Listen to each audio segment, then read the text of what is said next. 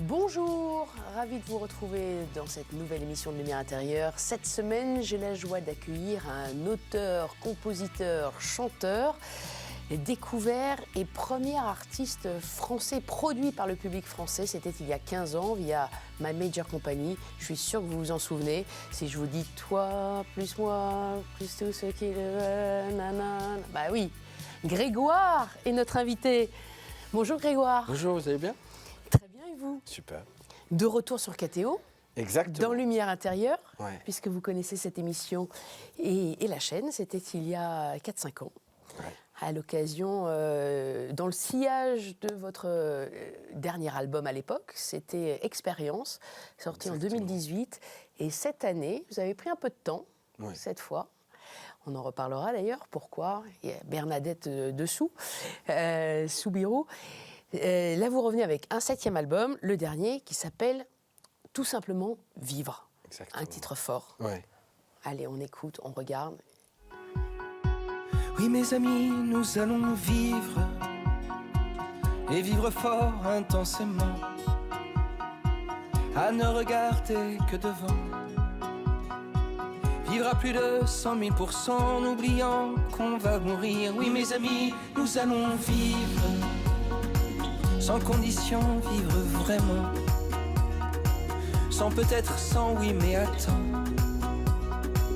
À tout bouffer à pleines dents, à surtout ne jamais subir. Oui, mes amis, nous allons vivre les doigts envers, la tête au vent, le regard fier, le feu au sang, le courage et le cœur battant, nous relevant malgré le pire. Oui, mes amis, nous allons vivre sans jamais perdre aucun moment, jamais laisser filer le temps, en se serrant, en s'embrassant, à oublier qu'on va mourir. Oui, mes amis, nous allons vivre, vivre sans regret, sans tourment, pliant peut-être mais résistant à toutes les tempêtes, les torrents, à toutes les critiques, les spires. Oh, mes amis, nous allons vivre.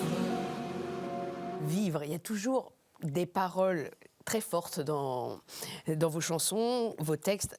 Oui, nous allons vivre, vivre intensément, ne regarder que devant, en oubliant qu'on va mourir. Pourquoi ce cri, pratiquement, cette urgence à vivre maintenant? C'est une urgence que j'ai toujours eue. Mais en fait, ça fait 8 ans que je n'ai pas fait de concert. Et c'est mon tourneur, celui qui organise mes tournées, qui m'a dit « Vas-y, on en fait un ».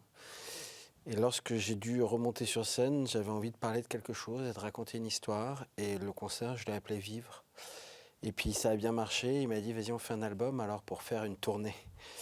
Et je lui ai dit alors l'album va s'appeler « Vivre » parce que c'est quelque chose que j'ai envie de transmettre à mes enfants maintenant qu'ils sont en âge de comprendre ce que je raconte dans mes chansons.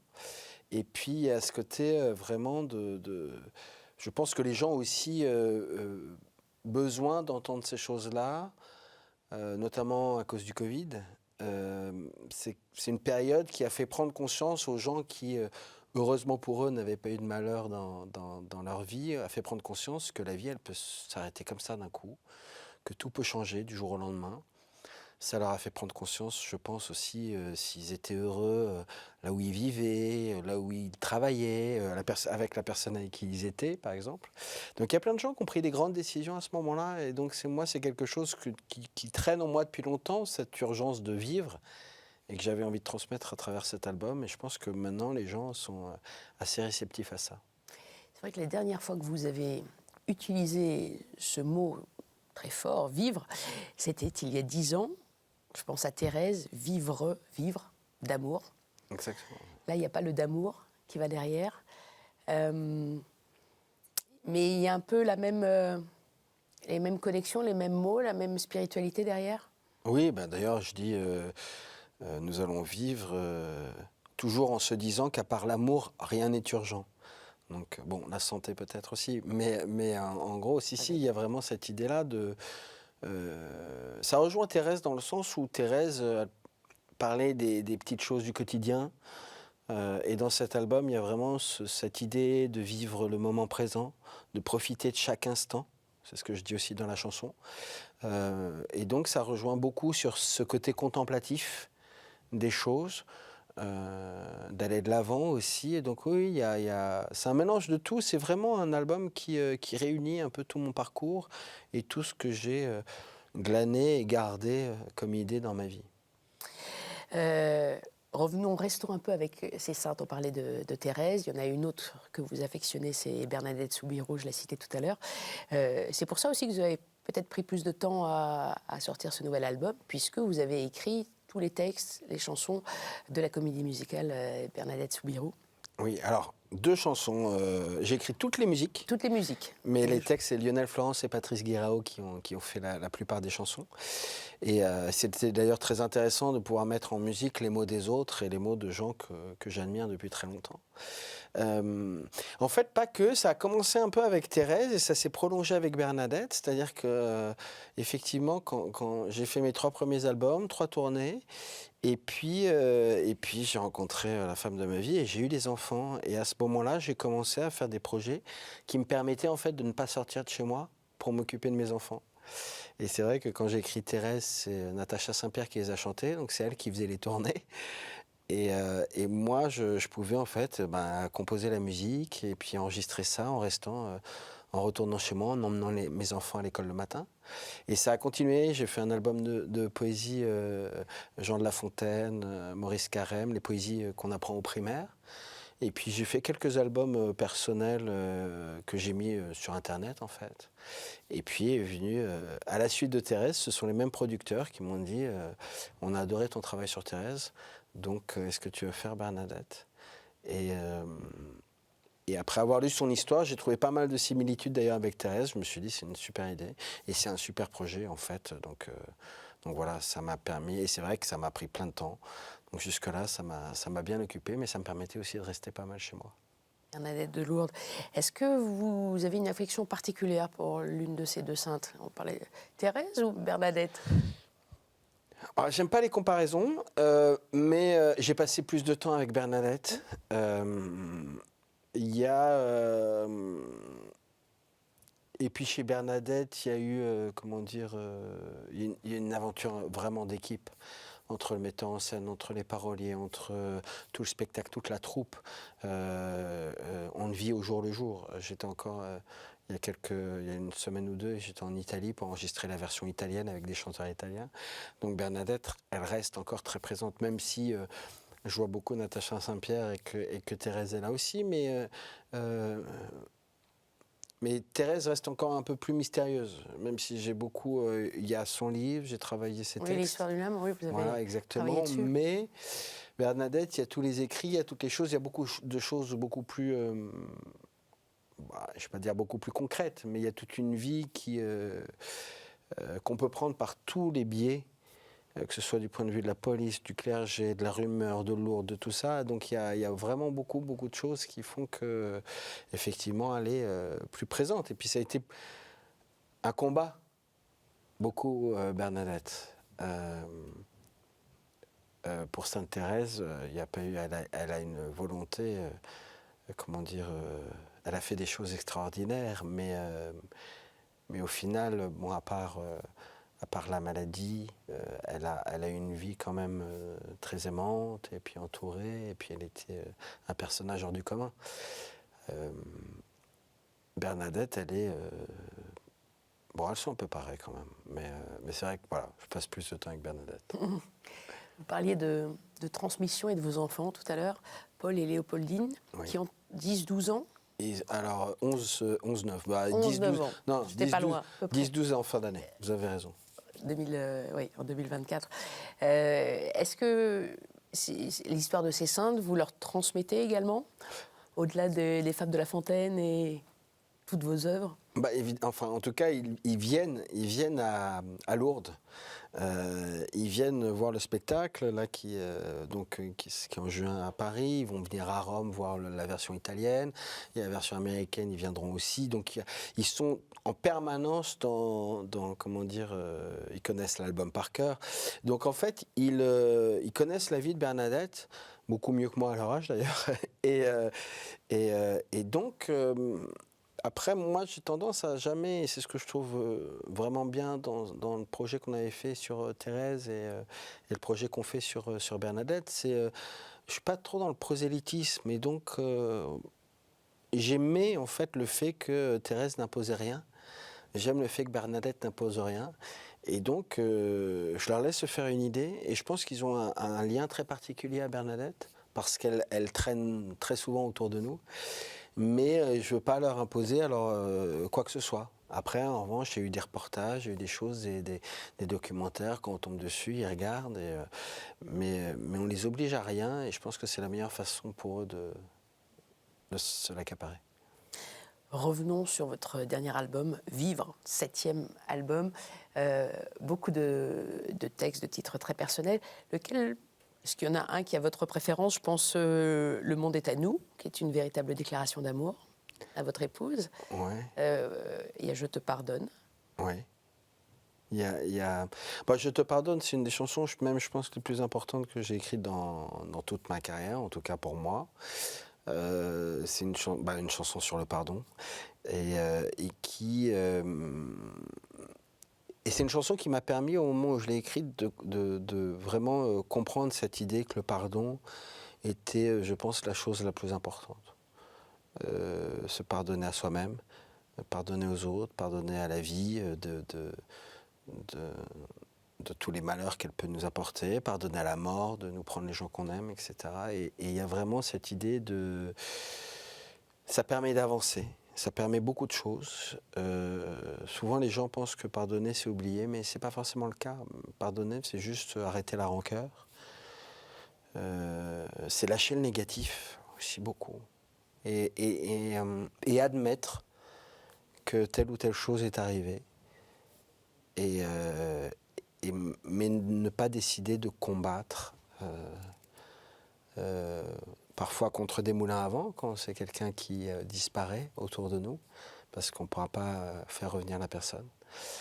C'est vrai que c'est une chanson très très personnelle, qui fait écho à votre histoire personnelle. C'est une chanson de la résilience, puisque vous avez perdu 2 frères. Oui. Un d'un accident et l'autre d'un suicide. Lorsque vous parlez de pardon, vous lui en voulez, leur en voulez? Non. En vouliez, je voulais dire, puisque le pardon est passé? Déjà, il y a le pardon. Non, je leur en ai jamais voulu en soi. J'ai eu des interrogations, mais déjà, c'est deux cas très différents, parce qu'il y a, dans le cas d'un accident, on peut souvent, c'est pas la personne qu'on en veut, hein, c'est plutôt à beaucoup d'autres choses qu'on ne maîtrise pas. Et vous aviez ce sentiment-là déjà pour cet accident? Non, j'avais toujours... ça peut remettre en cause une foi Oui, mais j'avais cette notion déjà de fatalité et de... comment dire... Je me souviens très petit que j'avais croisé une amie de ma maman qui croyait pas du tout en Dieu. Et je lui avais demandé pourquoi, parce que moi j'étais dans une école catholique, enfin tout me paraissait logique, on croit en Dieu, c'était comme ça.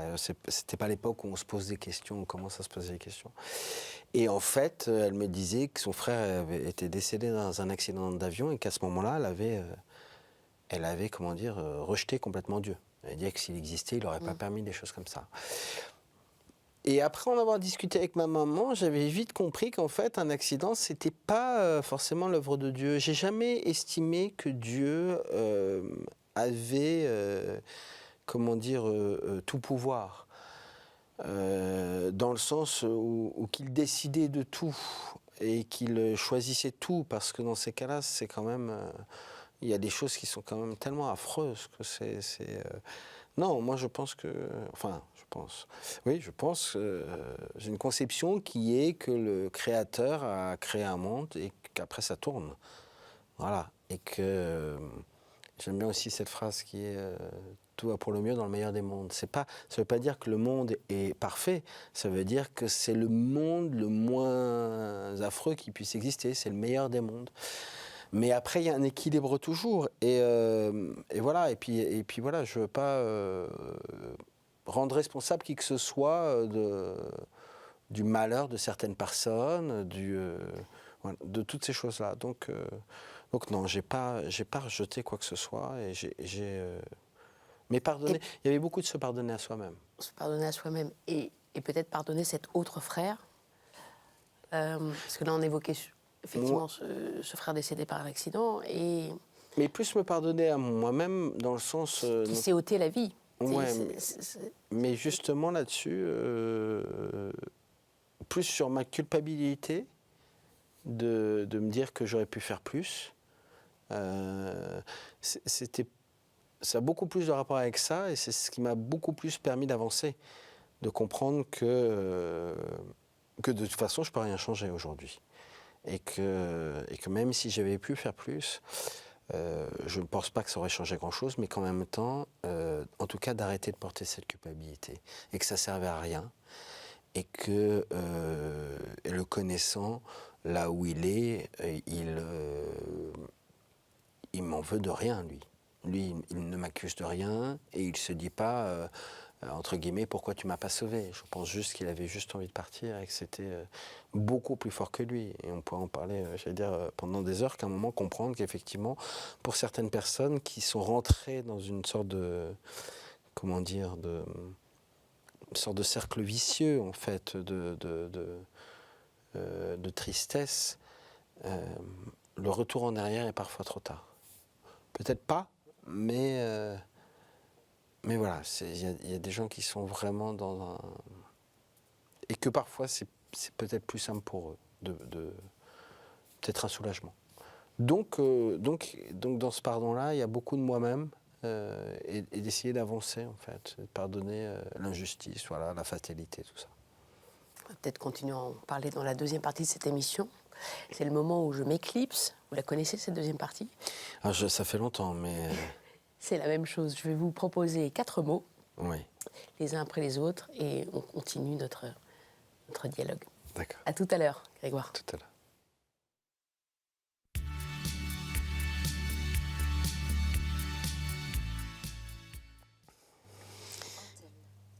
Grégoire, est-ce que vous êtes bien depuis tout à l'heure ? Très bien. Je vous propose mon premier mot qui s'enchaîne bien avec ce dont nous parlions, c'est-à-dire le pardon. Voici le mot sérénité. Oui. Est-ce que c'est un mot qui vous définit mieux aujourd'hui, maintenant que vous avez 45 ans et qu'une étape de pardon a été franchie ? C'est le mot, en tout cas, vers lequel je tends le plus. Et c'est effectivement, c'est pour moi vraiment l'un des mots les plus importants, notamment dans la relation amoureuse. Souvent, on a des schémas quand on est jeune de passion, tout feu, tout flamme. Et je pense sincèrement qu'une relation épanouie ne passe que par la sérénité. La bienveillance aussi, mais surtout la sérénité, le fait qu'il n'y ait pas de combat. Et effectivement, chose que ma femme m'a apprise, il y a des combats qui n'en valent pas la peine, alors que ce soit dans le couple, mais aussi dans la vie en général. Et donc, c'est vrai que c'est un sentiment, c'est un état vers lequel je tends en permanence, essayer de trouver une certaine sérénité. Alors effectivement, j'ai toujours des démons, des débuts de colère, des choses comme ça en moi, et que j'essaie de canaliser et de tout faire pour arriver à un état vraiment épanoui et serein. Donc c'est un mot qui guide beaucoup mon chemin depuis quelques années.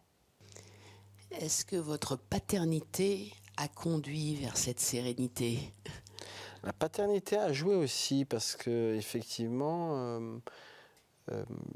essayer notamment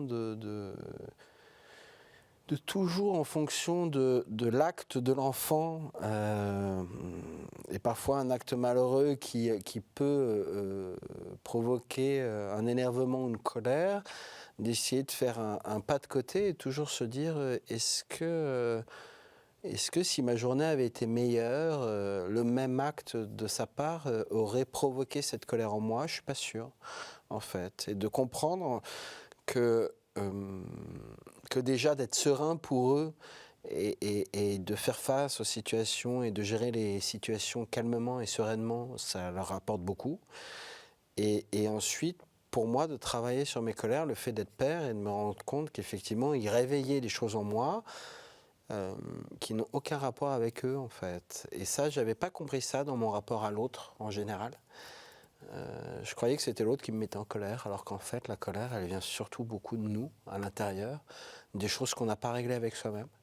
Et ça, mes enfants me l'ont beaucoup appris, parce que sur eux, j'avais pas envie de m'énerver. Et donc, j'ai compris ça grâce à eux aussi, beaucoup, oui. Vous leur montrez l'exemple et le chemin. Exactement. Comme on parle des enfants, c'est vrai qu'ils sont très présents dans votre vie, aussi dans votre œuvre. On l'a vu avec la vidéo de Vivre. Et cette chanson, nous n'avons pas parlé tout à l'heure, Seul dans la cour, une chanson contre le harcèlement scolaire. Est-ce que les générations actuelles sont plus sereines ou au contraire, elles le seraient moins? Alors, je pense qu'elles ont... je pense qu'il peut y avoir les deux, en fait. Je pense qu'il y a un gros problème tout est une question d'excès. Mais je me rends compte via les réseaux sociaux notamment qui peut créer le pire comme le meilleur. Mais il y a beaucoup de choses effectivement qui soit tendent vers du trop vite, trop tout le temps. Et puis de l'autre côté, il y a, je remarque, beaucoup de gens qui tendent vers une sorte d'épanouissement personnel. C'est une grosse tendance de vouloir s'épanouir, le retour à des choses concrètes, la nature, la spiritualité, toutes ces choses-là. Donc la jeunesse, elle peut avoir, elle a beaucoup plus d'avance sur nous que par rapport à des sujets comme la nourriture, par exemple. Je pense qu'ils se nourrissent mieux qu'avant. Par rapport à, effectivement, l'ouverture à plein de choses.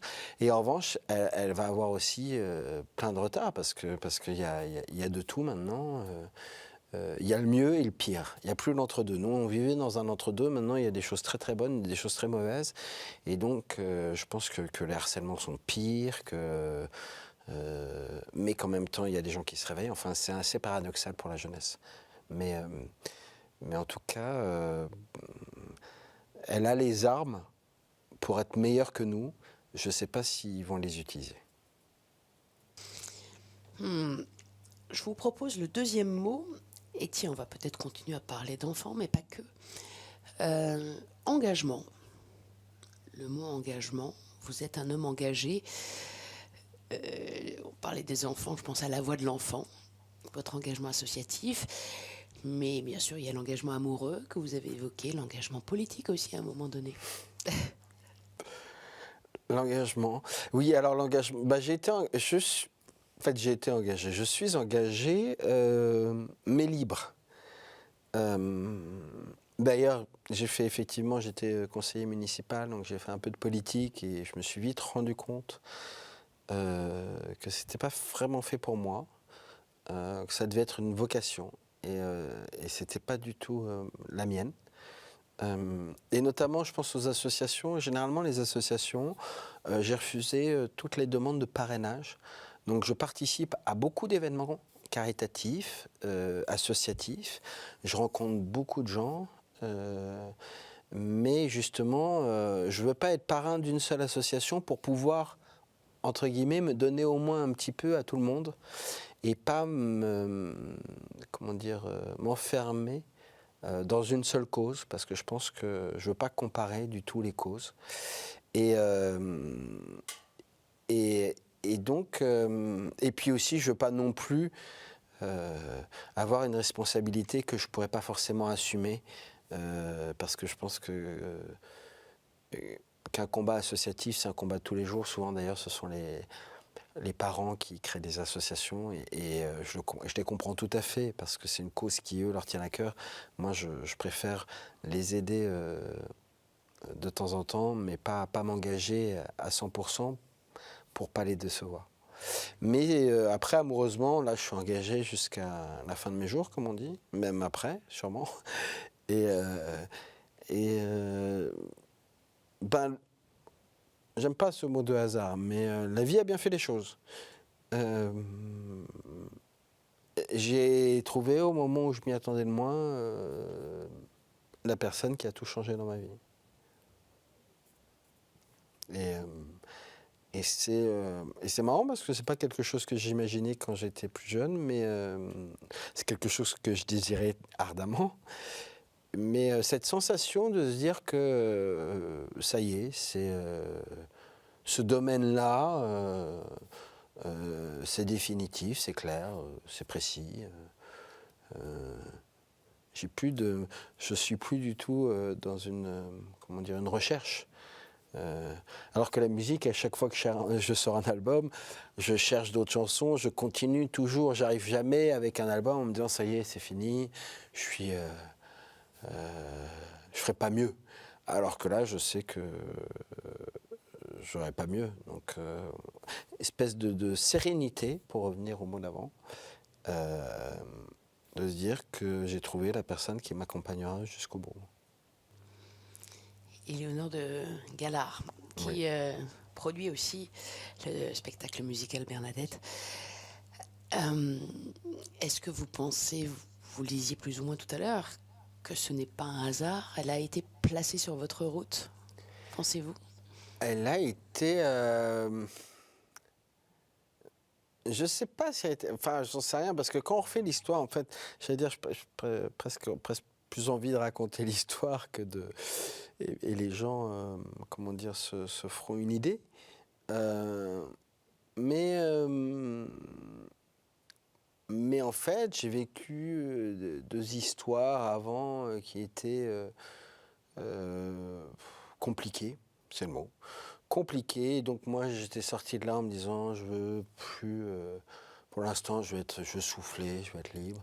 Je ne veux pas m'engager, justement. Voilà, je ne veux plus m'engager, on verra plus tard. Ça peut me tomber dessus parce que je reste toujours ouvert avec eux, mais voilà, vraiment aucune envie à ce moment-là. J'étais un peu épuisé émotionnellement, donc je voulais des choses simples.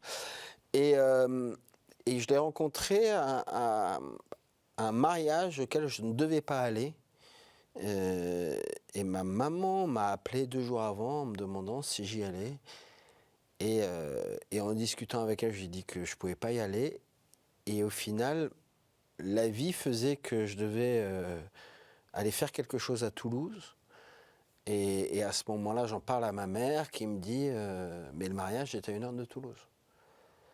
Donc c'est-à-dire qu'effectivement, si j'étais allé à Strasbourg ce week-end-là, je ne serais pas allé au mariage. Et comme c'était là, et que ma mère m'en parle, et qu'elle me dit, je lui dis bon, ok, je vais m'organiser, je vais y aller. Dans un mariage où je ne connais personne à part le marié et son fils, parce que c'était un remariage. Et ça, c'est pas vraiment mon genre d'aller dans un endroit où je connaissais ma mère aussi, mais où je connais 3 personnes sur 200 ou 300. Et donc, j'y suis quand même allé, bizarrement. Et c'était un 1er octobre, et là, j'ai rencontré Éléonore. Et on s'est tout de suite plu. Et j'ai demandé en mariage le 24 octobre. Et on s'est marié le 25 août de l'année qui a suivi, en 2012. Donc 10 mois après notre rencontre. C'est allé très vite. C'était fluide. Une évidence. Ouais, évident. C'était une évidence. Simple. 3e mot que je vous propose et qui revient souvent dans vos interviews, le mot gentillesse. Oui. Ça, je pense que c'est vraiment... Ça fait du bien, les gens gentils. j'aime les... Ça, c'est l'âge aussi, hein. Je pense que quand on a 20 ans, et quand même quand on a 15 ans, surtout, le collège, l'adolescence, toutes ces choses-là, on se dit... Ah, les relations d'amour sereines, c'est la routine, c'est les choses comme ça, la gentillesse, les gens gentils. Mais en fait, on se rend compte plus tard que tout ce qu'on rejette quand on a cet âge-là, tout ce qu'on ne cherche pas, c'est quand même le plus important. Et ça, je pense qu'à partir de... Ça m'est arrivé, moi, vers 35-40 ans, ouais, de comprendre vraiment ça. Et que les gens gentils, ça change tout. Et que de toute façon, c'est ceux qui me touchent le plus déjà. Et moi, j'ai souvent été ce que j'appelle trop bon, trop con. Mais je préfère faire partie de ce camp-là. Et c'est important, les gens gentils. Je pense que c'est vraiment ce qu'il y a de plus, de plus important sur le long terme, sur les choses comme ça. C'est pas si facile d'ailleurs. Mais la bienveillance, la gentillesse, c'est vraiment des choses vers lesquelles je tends aussi, vers lesquelles que j'essaie d'apprendre à mes enfants. Et en fait, c'est ce que je recherche presque le plus aujourd'hui, d'une certaine manière. En tout cas, c'est la qualité sur laquelle je juge les gens. Et si les gens sont gentils, pour moi, ça va. Quand je sens qu'il y a de la méchanceté, des choses comme ça me dérange. La manipulation. J'aime la gentillesse, dans le sens enfantin, hein, dans le sens l'innocence, même le côté un peu bené peut vraiment me toucher et je pense que c'est une grosse qualité. Gentillesse ou bonté? C'est pas tout à fait la même chose? Oh, ça c'est pas loin hein, quand même. Pensez-vous qu'on peut être bon, c'est une vertu la bonté, sans être gentil et inversement? Non, j'y crois pas trop. J'étais en train de me poser la question justement. Est-ce qu'on peut être bon sans être gentil? On peut être gentil sans être forcément proche. Je suis pas, même pas sûr. Généralement, les gens gentils, ils sont... Il faudrait voir la nuance exacte dans le dictionnaire, mais les gens gentils, ils ont tendance à être bons. Hein, et l'inversement, ça me paraît... Est-ce qu'on pourrait être gentil, est-ce qu'on pourrait être bon en étant méchant? Il peut y avoir les apparences de gentillesse. Ah oui, mais alors ça, les apparences, c'est pas le... Ou même des gestes de gentillesse pour obtenir quelque chose. Ah oui, mais ça, ce sont des gestes. Moi, je parle pas des gestes, moi, je parle des gens. C'est pour ça que parfois, il faut un peu de temps pour découvrir qui est vraiment gentil. Parce qu'il y a des gens qui sont gentils sans le savoir, en fait. Il y a des gens qui font des gestes, justement, pas très gentils de temps en temps, mais qui ont un vrai fond bienveillant et gentil. Et inversement. Voilà. Donc, non, moi, je ne m'arrête jamais aux paroles. Je m'arrête vraiment aux actes, mais sur le long terme. Et je le vois d'ailleurs chez les enfants, chez leurs amis, quand ils sont en groupe, les enfants entre eux. Et on voit ceux qui sont vraiment gentils.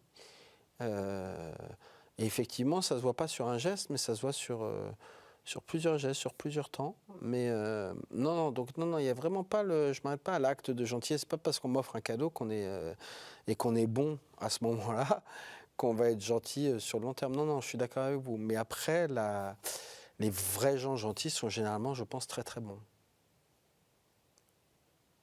Est-ce que la gentillesse mène vers une récompense ou vers le ciel? Je sais pas. La gentillesse, elle mène déjà vers pour ceux qui sont gentils, elle mène quand même vers une sérénité, vers un épanouissement personnel. Parce que les vrais gentils, quand ils font quelque chose qui n'est pas bien, ils ne sont pas heureux avec eux-mêmes. La culpabilité. Voilà. Donc dans la gentillesse, il y a quand même, elle mène vers un certain équilibre. Elle mène vers une sorte de soulagement, hein, vraiment je pense que les gens gentils ont du mal à comprendre comment on peut être méchant, en fait. Ou comment on peut être surtout, après, machiavéliques, par exemple, des choses comme ça. Donc après, ce que dit Pascal, c'est que la gentillesse ou la bonté, faire des bonnes actions, c'est si Dieu existe, eh ben, c'est ce qu'il y a de mieux à faire, parce qu'on gagnera sûrement le paradis. Et s'il n'existe pas, de toute façon, c'est quand même ce qu'il y a de mieux à faire, parce qu'on aura au moins passé une vie digne de ce nom et remarquable dans le sens littéral du terme. Voilà. Et donc, retenir de quelqu'un qu'il a été bon et gentil, je pense que c'est vraiment le plus important. Est-ce que vous pensez que le monde dans lequel nous vivons abrite de plus en plus de gentils? Je pense qu'il y a énormément de gentils. Je pense que les gentils sont souvent, c'est le principe aussi du gentil, sont souvent discrets. Et comment dire, on revendique pas la gentillesse. Mais c'est comme on ne parle pas des trains qui arrivent à l'heure. Donc les gentils, j'espère en tout cas, mais je pense aussi qu'ils sont assez majoritaires. Mais c'est pas du tout ce qu'on entend et ce qu'on voit. En revanche, le gentil, quand il n'est pas content, il encaisse, et quand ça sort, ça sort. Donc il faudra faire attention, mais j'ai bon espoir que la plupart des gens sont vraiment empreints de gentillesse et que c'est pas forcément ce qu'on voit, notamment à travers les médias, parce que ceux qui parlent le plus, ceux qui attirent l'attention sur eux, c'est souvent ceux qui brassent du vent, etc., et qui ne sont pas foncièrement gentils. On voit un monde aussi où cette valeur n'est pas forcément mise en avant. Le monde est cruel, violent. Ouais. Les exemples de guerre autour de nous l'attestent. Difficile de porter cette valeur de gentillesse. Oui. Alors là, le monde, la guerre, on n'est pas dans l'être humain, on est dans les États face aux États. Il y a une violence aussi dans la société, parmi les jeunes. La société, le problème, c'est que c'est effectivement tout ce qui est, comme les trains qui arrivent à l'heure, on n'en parle pas. Tout ce dont on parle n'est en fait que négatif. Et que je vois par exemple avec ma chanson sur le harcèlement, le nombre de fois on me demande d'aller dans des collèges, le nombre d'actions qu'il y a, le nombre de volontaires qui qui veulent parler de ce sujet-là, qui s'investissent, le nombre de jeunes sur le terrain, toutes ces choses-là. Et effectivement, c'est beaucoup plus compliqué de faire un reportage pour une télé sur des jeunes qui essaient de combattre le harcèlement que sur un fait divers d'un enfant harcelé. Et donc, il faudrait équilibrer d'une certaine manière. Mais je perds pas espoir. C'est peut-être mon côté un peu utopique et positif, mais j'ai l'impression que sur le terrain, alors évidemment qu'il y a des cas de harcèlement, mais par exemple aujourd'hui, les jeunes se réveillent beaucoup plus, parlent beaucoup plus, se soutiennent beaucoup plus là-dessus. Les langues se sont déliées quand même, et la situation s'améliore. Alors, on n'y est pas hein, quand même, mais on progresse et je pense que la tendance risque de s'inverser. Donc il y a plein de choses comme ça qui sont assez rassurantes. Et je pense effectivement que ce trop-plein en fait, de choses négatives qui arrivent permettent à plein de gens, provoquent un ras-le-bol chez eux. Et moi, je connais beaucoup moins de gens qui sont devant leur télé ou en tout cas devant des infos en continu. Il y en a plein qui déconnectent. Vraiment, ce mot déconnexion, je trouvais très à la mode. Et pour revenir à des choses simples, pour passer des moments conviviaux, pour faire quelque chose qui de beaucoup plus léger. Et donc, non, j'ai assez bon espoir là-dessus. Il va falloir mettre ça en œuvre. Ce mot de gentillesse me rappelle cette phrase qui va faire le lien vers le 4e et dernier mot. Je souhaite passer mon ciel à faire du bien sur la terre. Vous savez qui a dit ça?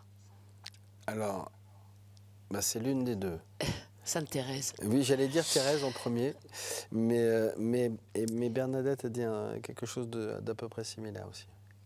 Ciel, c'est le 4e et dernier mot.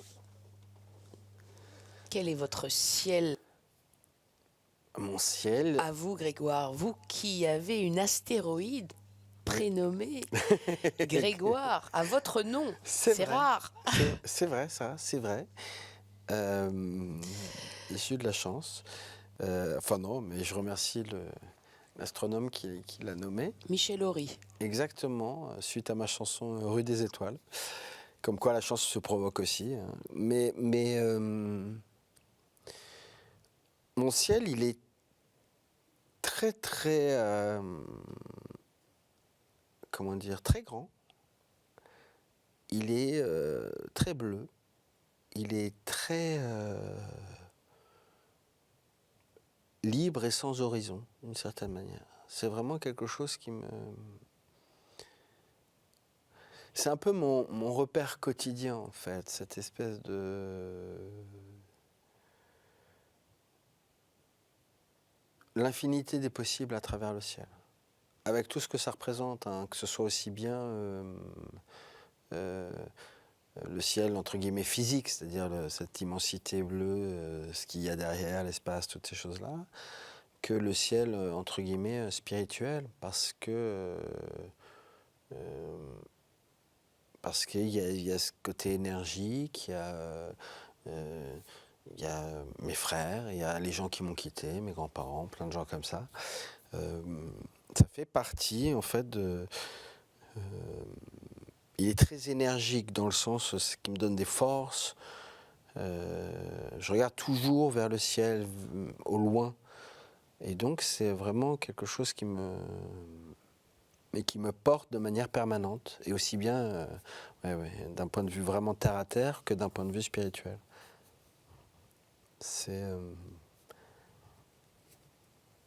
J'imagine toujours. Je sais que derrière les nuages, il y a le soleil. Et il y a de la lumière. Pour revenir au nom de l'émission. Voilà, donc le ciel, c'est vraiment pour moi la chose qui me permet d'avancer de manière permanente. Et qui me rassure aussi. Et qui justement, si on parle des sujets comme les guerres, comme les choses comme ça, de me dire qu'il y a beaucoup d'autres possibilités en fait.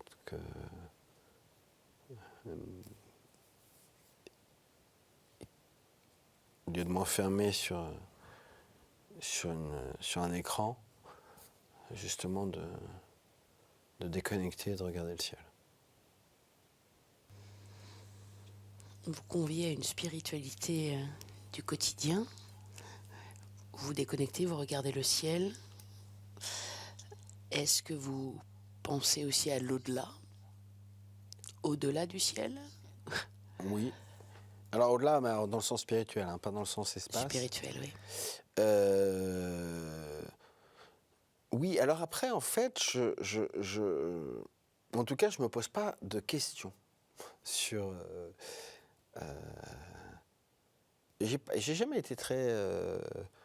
déjà, je ne me pose pas de questions sur l'espace en soi, mais sur le ciel spirituel, je ne me suis jamais trop posé de questions. J'ai toujours ressenti une sorte d'accompagnement, et d'autant plus depuis que mes frères ont disparu, donc parce que c'est représenté par eux. J'ai toujours ressenti une énergie positive, des choses comme ça qui faisaient que j'ai toujours été rassuré. Et donc ce ciel, en fait, quand j'y suis confronté, cet au-delà, c'est plus dans le sens où je lui pose des questions sur... ça peut être des questions très terre-à-terre de conseils sur comment gérer telle ou telle situation, ou ça peut être justement un besoin de se ressourcer, quelque chose de... espèce de j'allais dire, j'ai comparé ça comme à boire de l'eau. C'est vraiment, il y a quelque chose de très... revenir à la base. Revenir à la base, ce qui fait que se recentrer. Donc c'est ce qui me permet effectivement Donc je n'ai pas de question à me dire est-ce qu'il y a quelqu'un, est-ce qu'il n'y a pas quelqu'un, etc. Pour moi, il y a quelque chose d'assez évident d'un point de vue énergique et une sorte de une force. Alors si je devais la décrire, que ça deviendrait plus, plus technique. C'est un peu comme le sentiment amoureux. Je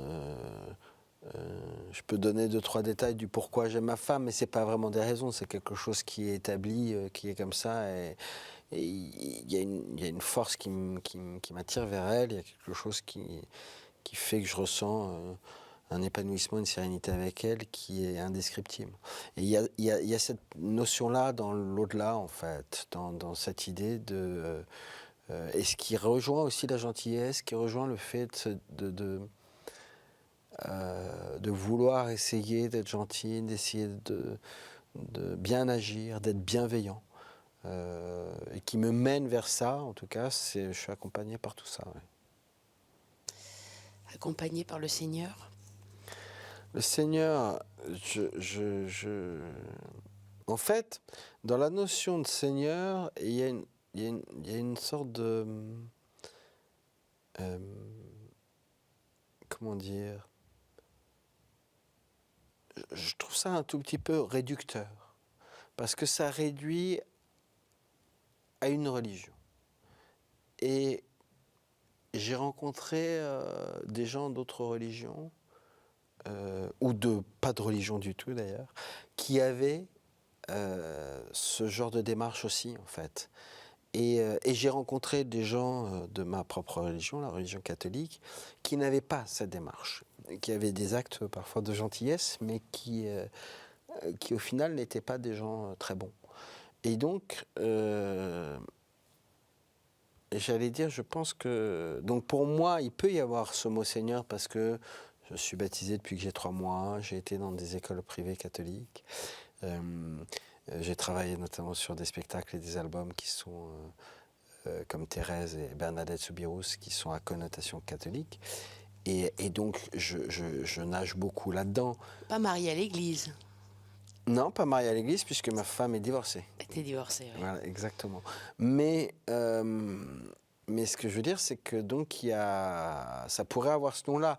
Mais j'aime pas utiliser ça parce que quand je rencontre quelqu'un et que je sais pas d'où il vient, on se retrouve sur le fait de ressentir une force, une énergie, quelque chose. Alors après, on peut parler, quand je suis face à un fervent catholique et qui me parle du Seigneur, donc je peux l'appeler comme ça. Mais après, j'allais dire, alors là-dessus, Thérèse a changé beaucoup de choses chez moi.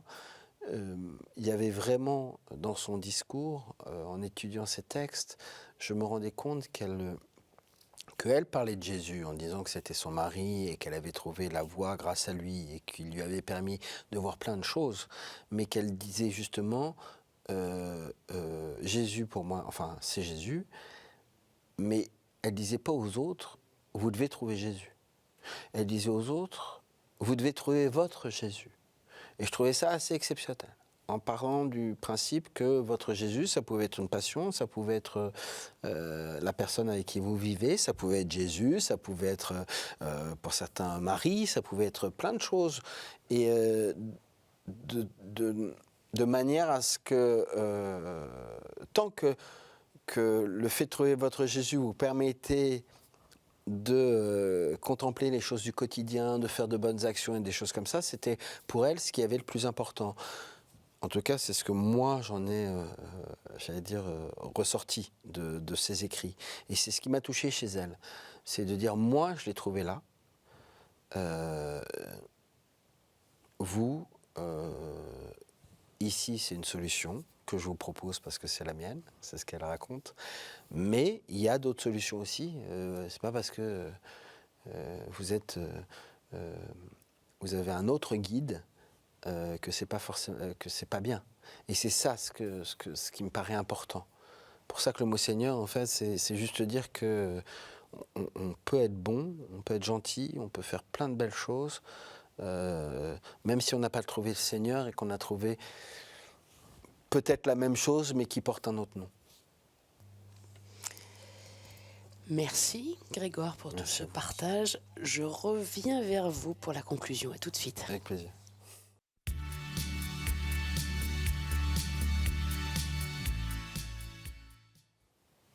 Grégoire, je suis de nouveau en face de vous. Alors c'est vrai que c'est une expérience que vous connaissez. Qu'est-ce que vous en avez pensé cette fois-ci? Eh ben, c'était super. Un peu la même chose? Non, Peut-être, c'était intime déjà. Introspection. Ouais, moi j'aime bien.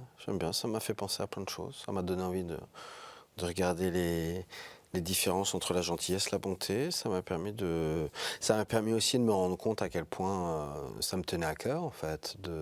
C'est comme, je sais pas un bilan non plus, mais c'est vrai que quand j'ai vu le mot sérénité, le mot gentillesse, toutes ces choses, c'est vraiment des mots qui me parlent. C'est vraiment des valeurs que je revendique, enfin en tout cas que j'essaye d'inculquer à mes enfants. Les mots qui vous parlent davantage encore aujourd'hui? Ah oui, beaucoup plus. Depuis que j'ai 35-40 ans, et puis depuis la paternité déjà aussi. À ce moment où, depuis que j'ai rencontré ma femme, à partir du moment où on n'est plus dans une sorte de séduction, je pense que quand on cherche, entre guillemets, l'épanouissement amoureux, lorsqu'on cherche l'épanouissement professionnel, quand on cherche toutes ces choses-là, on est tellement dans une quête, vraiment presque primaire. Hein. Tous les jours, on pense à son travail. Tous les jours, dès qu'on rencontre quelqu'un, on se dit « Ah bah tiens, peut-être, est-ce qu'elle pourrait me correspondre ?» On est tout le temps là-dedans. Une fois qu'on n'a plus ça, de manière, j'allais dire, heureuse, hein, c'est-à-dire, une fois qu'on a trouvé la personne qui est avec vous, on passe à d'autres sujets, en fait, d'autres instincts. On n'est plus sur les instincts primaires de vouloir être avec quelqu'un et d'essayer faire ce qu'on a envie de faire. Et ben on commence à réfléchir à d'autres choses. Et je pense que, et notamment quand on a des enfants, qu'est-ce qu'on veut leur apprendre, qu'est-ce qu'il y a de bien à faire à ce moment-là, quelle est la bonne réaction, pas forcément celle qu'on pense d'ailleurs. Et donc justement se remettre en question et au fur et à mesure, à force de réfléchir à tout ça, se rendre compte que c'est là à apprendre que les gens gentils c'est les plus importants. Un des mots les plus importants aussi, c'est le mot « vivre ». Et ça me permet de conclure sur le titre de votre album. Très beau titre, très belle chanson, éponyme, « Vivre », 7e album de Grégoire. Merci infiniment de votre présence, de ce partage. Merci à vous derrière vos écrans. On se retrouve la semaine prochaine. Vous pouvez retrouver le replay de l'émission sur ktotv.com. Vivre à plus de 100 000%, en oubliant qu'on va mourir. Oui, mes amis, nous allons vivre. Sans condition, vivre vraiment. Sans peut-être, sans oui, mais attends. À tout bouffer à pleines dents, à surtout ne jamais subir. Oui, mes amis, nous allons vivre.